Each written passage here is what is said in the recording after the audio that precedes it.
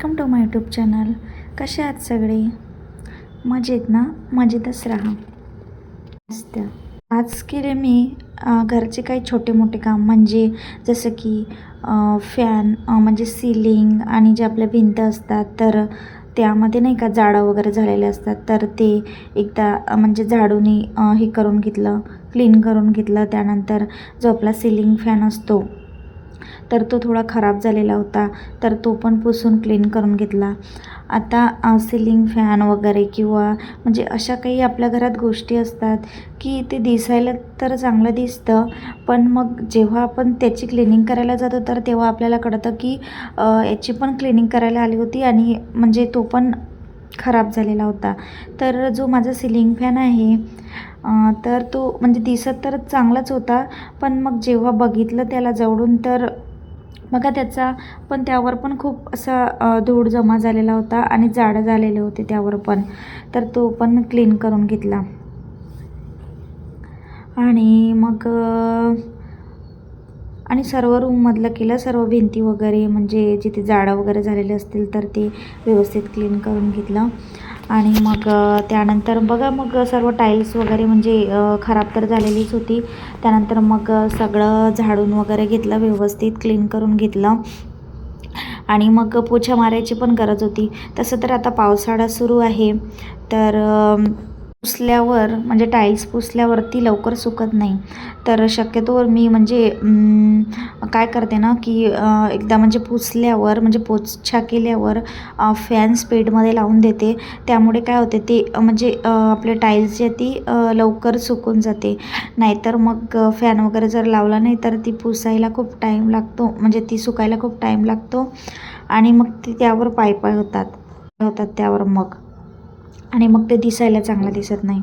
तर त्यामुळे मग मी अशी फरची पुसून घेतली, म्हणजे पोछा लावला पूर्ण घरात आणि पूर्ण फॅन चालू सगळ्या रूममधले मी काय करते स्पीडमध्ये फॅन चालू करून देते. कारण आता पावसाळा चालू असल्यामुळे म्हणजे अजिबातच ते तसं सुकत नाही जर फॅन नाही लावला तर. आणि शिवाय ऊन पण नाही पडत आहे ना, म्हणजे सगळं पाण्याचं वातावरण आहे, पाऊस येतो आहे सतत कंटिन्यू, त्यामुळे. आज माझ्याकडे टाईम पण होता, म्हणून मग मी संपूर्ण घराची डीप क्लिनिंग केली. शिवाय सर्व घर आपण जर स्वच्छ ठेवलं तर घरात प्रसन्नता वाटते. आणि तसंही मंथली बेसिसवर मी अशी म्हणजे जे फॅन वगैरे सिलिंग पुसणं किंवा भिंतीचं जाडं वगैरे काढणं, ही जी क्लिनिंग आहे ही मी मंथली बेसिसवर करत राहते. घर स्वच्छ ठेवण्यासाठी आपण रोजचे 15 ते 20 मिनिट जरी दिली तरी ते म्हणजे खूप सफिशियंट आहे, म्हणजे खूप फरक पडतो आपल्या घरात.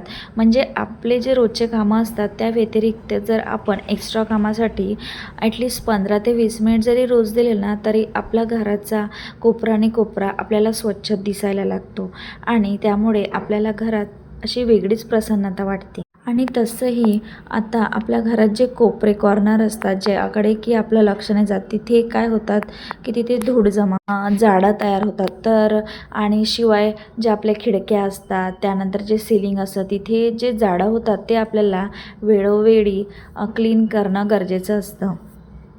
कसं घर आवरलं की मनही शांत आणि एकदम असं फ्रेश वाटतं. आणि आपण जर अशा रोजच्या अशा छोट्या छोट्या लहान लहान जर सवयी स्वतःवरून जर लावून घेतल्या तर आपल्याला क्लिनिंग इझी वाटायला लागते. आणि कसं आहे ना, काम एकदाच पूर्ण न करता जर थोडं थोडं केलं तर मग आपल्याला थकवाही कमी जाणवतो. शिवाय आपल्या घरात पसारा पण म्हणजे असा कमी होतो. तर मग आपण थोडं थोडं का होईना पण प्रत्येक आपल्या घराचा कोपरा आणि कोपरा नेहमी स्वच्छ ठेवायला हवा. आणि विशेषतः आपल्या घरात अशा काही जागा असतात, जे काही कॉर्नर असतात जिथे आपलं म्हणजे कधी लक्ष जात नाही, तर असे कॉर्नर पण आपण वेळोवेळी बघायला हवे आणि ते पण क्लीन करून घ्यायला हवे. जसं की आता आपल्या घरात म्हणजे जसं बेड ठेवलेले असते, सोफा सेट वगैरे असतो, तर त्याच्याखाली बघा, त्याच्या खालून आपण झाडून पोछा मारून तर घेतो, पण ते जसं म्हणजे असं व्यवस्थित आपण पूर्ण नाही झाडू शकत. तर त्यामध्ये त्याच्या खाली पण असं कधी कधी जाडे तयार होते, धूळ होते. तर ते पण आपण वरच्यावर म्हणजे डेली नाही पण वीकली बेसिसवर ते पण आपण त्याची पोझिशन चेंज करून थोडी त्या खालून व्यवस्थित क्लीन करून ते पण आपण तशा प्रकारे करू शकतो. म्हणजे अशाने काय होईल की त्याच्या खाली पण धूळ होणार नाही आणि जाडे तयार होणार नाही. आणि त्यानंतर मग मी टी व्ही आणि टी व्ही युनिट वगैरे ते पण क्लीन करून घेतलं. काम तर मी म्हणजे वीकली बेसिसवर करते. म्हणजे टी व्ही वगैरे ते माझा हात मारणं चालूच असतं तिथे, म्हणजे क्लिनिंग पुसणं वगैरे चालूच असतं T V unit T V वगैरे. तर हे तर मी वीकली बेसिसवर करून घेते. त्यानंतर मग बेसिंग वगैरे म्हणजे बेसिंग धुवून क्लीन करून घेणं. त्यानंतर नाही का म्हणजे बाथरूम टॉयलेट वगैरे हे तर मी म्हणजे माझं चालू राहते. वीकमधून 2दा तरी मी करतेच बाथरूम टॉयलेट आणि बेसिंग वगैरे हे म्हणजे वीकमधून 1दा करते. तर त्यामुळे कसं होतं की आपल्याला म्हणजे दिसायला पण छान दिसतं आणि तिथे हायजीन मेंटेन राहते पहिली गोष्ट म्हणजे. आणि आता कसं आता पावसाळा सुरू झाला तर आता तर आपल्याला खूप म्हणजे प्रत्येक गोष्टीकडे जास्त लक्ष द्यावं लागतं. कारण की आपण जरा जरी म्हणजे असं अनहायजीन ठेवलं तर मग आता मच्छराची भीती राहते. तर म्हणून आता आपण आपल्या घराचा प्रत्येक कानाकोपरा जो आहे तो स्वच्छ ठेवायला पाहिजे.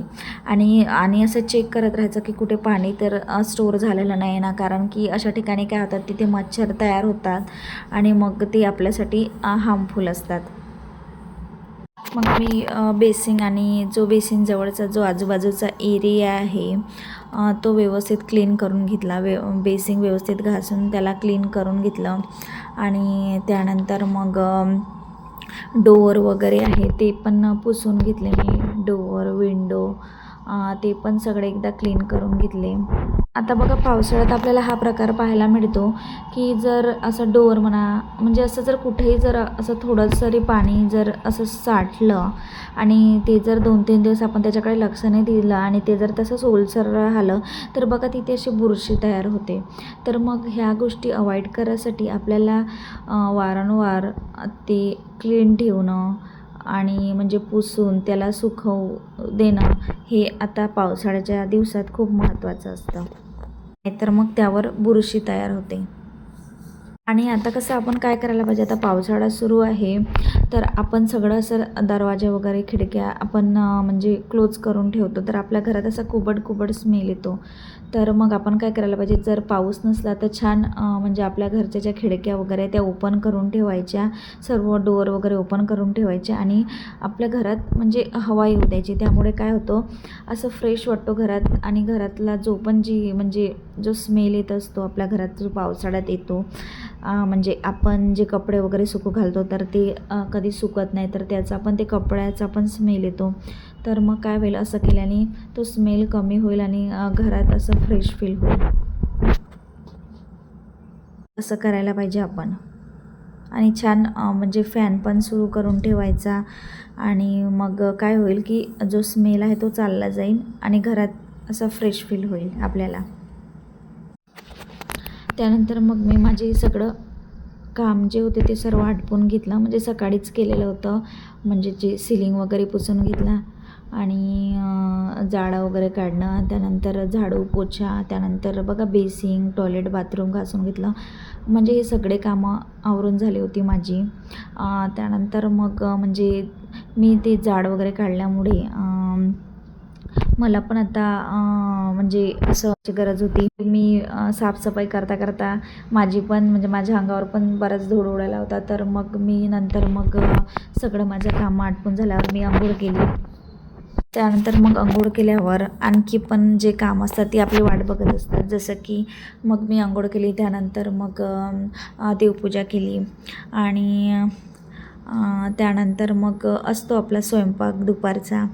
तर मग त्यानंतर स्वयंपाक केला.